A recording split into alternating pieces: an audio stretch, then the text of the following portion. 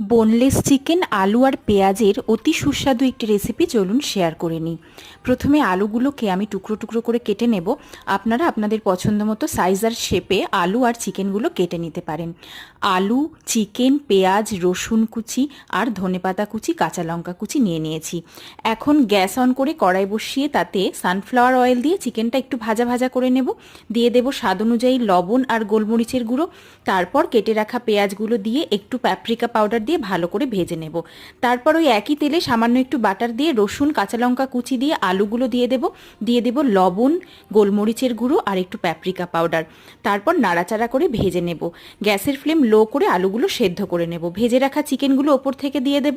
সমস্ত উপকরণ খুব ভালো করে মিশিয়ে ঢাকা চাপা দিয়ে লো ফ্লেমে 5 মিনিট রান্না করে নেওয়ার পর একটু গন্ধরাজ লেবুর রস ওপর থেকে ছড়িয়ে দেব। দিয়ে দেব ফ্রেশ ধনেপাতা কুচি। ব্যাস রেডি হয়ে গেল দুর্দান্ত স্বাদের এই রেসিপিটি। ধন্যবাদ।